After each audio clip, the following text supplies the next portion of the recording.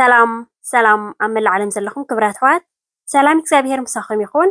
ናይ ሎማዓንቲ ብሓንሳብ ኬና ንሰርሖ እምበኣር ብኣቮካዶ ዝተዳለወት ኬክ ኣብ መእተዊ ከም ዝረኣኹማ ክትከውን እያ። ክትፈትዎ ከዓ ተስፋ እንዳገበርኩ ቅድሚ ናብኡ ባለይ ግን እቶም ሓደሻት ዘለኹም ላይክ ሳብስክራይብ ኮመንት እንዳገበርኩም ንዚ መዓልታዊ ሒዘ ዝመፅእ ቪድዮታት ተኻፈልቲ ክትኮኑ ብክብሪ ይዕድመኩም። እቶም ምሳይ ፀናኹም ከዓ ከም ቀደምኩም ምትብባዕኩም ኣይፈለኒ። እዚ ቪድዮ ግን ክብራት ኣሕዋተይ ብላይክ ጀምርዎ ላይክ ኣይክፈሎን እዩ ንዓይ ከዓ ሓጋዚ ኣዝዩ ፅቡቅ ዝበልክዎ ቪድዮታት ሒዘልኩም ንክመፅእ ዝተባባዕ ስለዚ ላይክ ምግባር ኣይትረስዑም። ሕጂ መጀመርያ 50 ግራም ሽኮር ገይረ ኣለኹ ማለት እዩ 16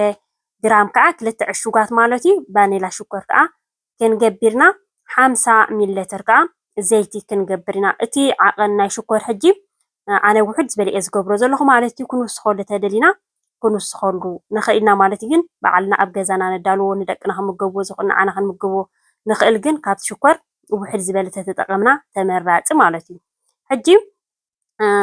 ሓንቲ ኣራንሺ ከዓኒ ክንስንክቶ ከለና ኣዝዩ ፅቡቅ ዝኾነ ሽታ እንደገና ጣዕሙ እውን ፅቡቅ ምንታይ ንክኾነልና ሓንቲ ኣራንሺ ከዓ ክጥቀም እየ። ኣራንሺ ተፀኒሑና ፅቡቅ እንተዘይፀኒሑና ናይ መንደር ኢና ክንጥቀም ንኽእል ኢና ማለት እዩ። ክልቲኡ ተዘይብልና እውን ብኣቮካዶ ጥራይ ጌርና ክንሰርሓ ንኽእል ኢና። ሕጂ እታ ናታ ማያ እንታይ ዝበሃል ገብራ እየ ከም እትሪእዎ ዘለኹም ፅሙቕ ኮብለ እየ። እቲ ናቱ እንታይ ዝበሃል ከዓ ፍሕፍሕ ኣቢልና እቲ ቅራፍ ናቱ ከዓ ክንገብረሉ ከለና ብጣዕሚ እዩ ፅቡቅ ዝመፀልና ማለት እዩ። ዝኾነ ዓይነት ፕሮግራም ክህልወና ከሎ ናይ በርስደይ ናይ ደቅና ድዩ ዝኾነ ዓይነት እንገብሮ እንተልዩ ወይ ከዓ ቀዳመ ሰንበት ንቡናና ኮፍ ኢልና ንሰትየላ ኣዝያ ፅብቕቲ እያ። ግዜ ዝበሃል ኣይትወስድ ኢና ከምዚኣ ጌርና ተዓቢልና ማለት እዩ። ካብቲ ስብሕታት ካብ ጠስምታት ናፃ ዝኾነ ዋላ ኣብ ናይ ፆም ጥራይ ዘይኮነ ኣብ ናይ ኩሉ ግዜ ክንምገባ ከዓ ብጣዕሚ እያ ደስ ዝብለካ ማለት እዩ። ምክንያቱ ዝኾነ ዓይነት ቅብኣት የብሉን እዩ። ሕጂ ከም ትሪእዎ ዘለኹም ገለ ፅቡቅ ገይረ ፀሚቐያ ኣለኹ ንዛ ኣራንሺ። ዳሕራይ እቲ ኣቮካዶና ከዓ ክንገብር ኢና ማለት እዩ። 3 ኣቮካዶ ክጥቀም እየ። ንእሽተይ ንገብራ እንተደሊና ከዓኒ 2 ኣቮካዶ ንጥቀም ኢና ማለት እዩ። ኣብ መእተዊ ከም ዝረኣኹም ናተይ ግን ዓባያ ማለት እዩ። ስለዚ 3 ኣቮካዶ ክንጥቀም ኢና ንዓኡ ከዓ ቅልጥ ኣቢልና ናብኡ ክንገብሮ ኢና ማለት እዩ። ከምዚ ልክዕ ከም ናይ ጁስ ጌርና ኢና ክንጥሕኖ ከም ትሪእዎ ዘለኹም ዕርየን ገጀፍቲ ኣይኮናን እየን። ኖርማል 3 ኣቮካዶ ማእኸላይ ዝኾነ እየ ኣዳልዮ ዘለኹ ንዓኡ ከዓ እንዳቐረፍና ናብኡ ክንገብሮ ኢና። ኩሉ ግዜ ኣቮካዶ ክነብሮ ከለና ግን ዕርዩ ብስል ዝበለ ምንታን ፀሊም ኣብቲ ውሽጡ ዘለዎ ምንታን ከይኮነና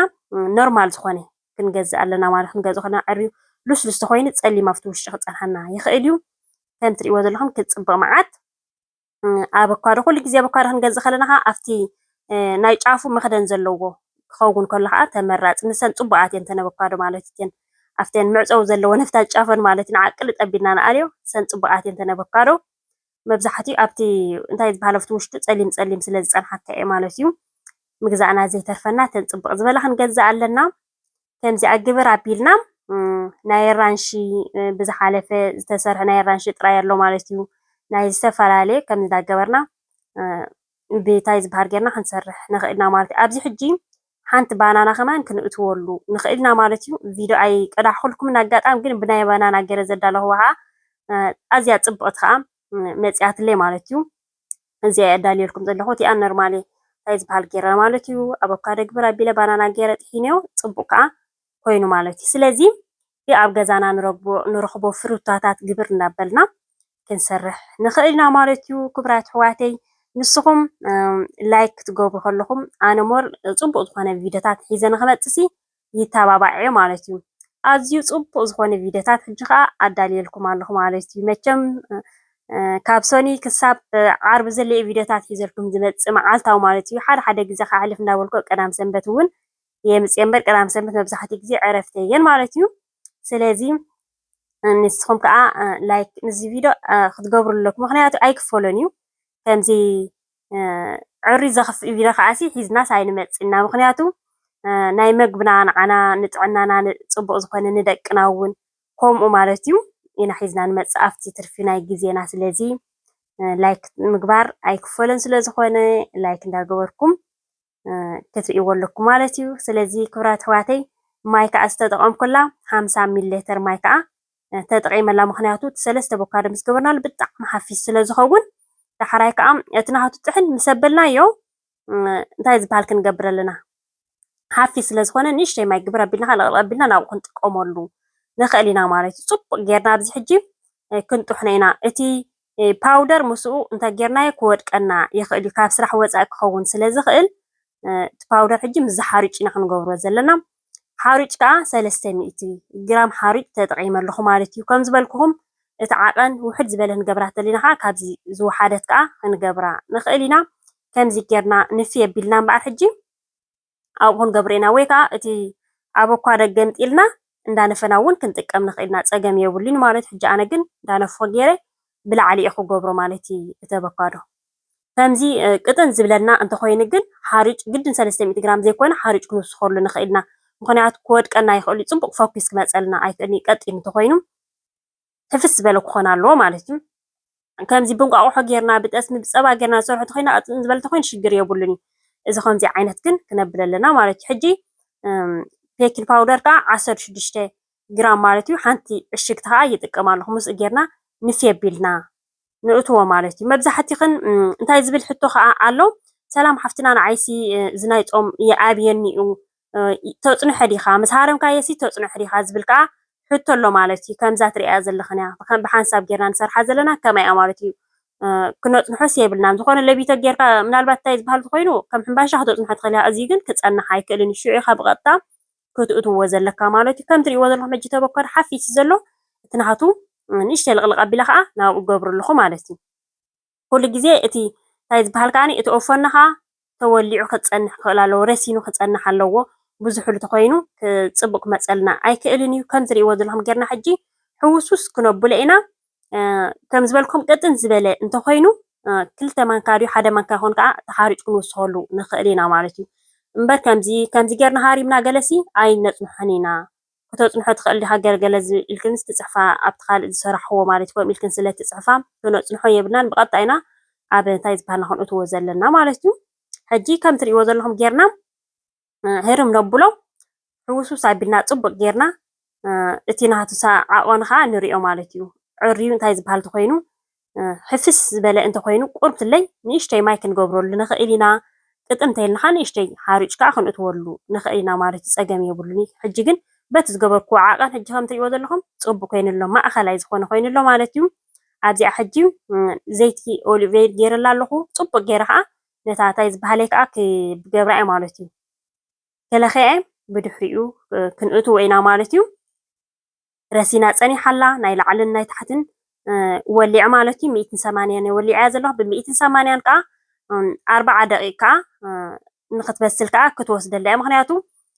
እንታይ ዝበሃል እዩ ዘሎ ንእሽተይ ኣይኮነትን እያ ዘላ 40 ደቂቕ ኣቢልና ብናይ ስቲኪን ነገርና እውን ክነብሎ ንኽእልና ኣብቲ በሲሉ እዩ ክንብሎ ከለና ማለት እዩ ኣብቲ ውሽጡ ዘይበሰለ ክፀንሐና ተኽኢሉ ብናይ ስቲኪን ነገርና ፍትን ነብሎ ማለት እዩ ዘይበሲሉ እምበር 40 ደቂቕ እኹል እዩ ከምዚ ዕብይ ዝበለት ንሰርሓ ተለና ኮይና ማለት እዩ ከም ትሪእዋ ዘለኹም ጌርና እቲ ኦሊቭ ኦይል ንምንታይ ገይረ ዘለኹ መጀመርያ ኣይሸግረና ንክነውፅእ ከለና ኣብ ኸላ ምሉእ ኢላ እያ ትወፅእ እንደገና ከዓ ሕብሩ ከዓ ፅቡቅ ይኮና ቂሕ ዝበለ ይኮነልና ማለት እዩ ኣብ ምእተውኩም ዝረኣኹማ ፅብቕቲ ሕጂ ድሕሪ 40 ደቂቕ ከዓኒ ተመሊሰኩም ኣለኹ ውዒታ እያ ዘላ ከምዛ ትሪእዋ ዘለኹም ኣብዚኣ ገንፅለ ኣቢልያ ኣለኹ ብዛ መትሓዚትና ደስ ዝበለና መትሓዚ ክንጥቀም ንኽእል ኢና ማለት እዩ ብጣዕሚ ክፅብቕ መዓት ኮይኑ ናይቲ ኦሊቭ ኦይል ዝለኸናዮ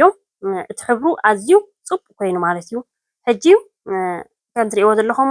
ብውዒታ እየ ዘብላ ዘለኹ እቲ ቪድዮ ኣነ ክዓፅዎ ስለ ዘልም እምበር ኩሉ ግዜ ኬክ ክንሰርሕ ከለና ምስ ዝሓለ ክንቆርሶ ከለና ብጣዕሚ ክፅብቕ መዓት እዩ ዝኾነና እንዳፀበቐ እዩ ዝኸይድ ማለት እዩ ከምዛ ትሪእዋ ዘለኹም ከዓ ክትፅብቕ መዓት ኮይና ክትፈኩስ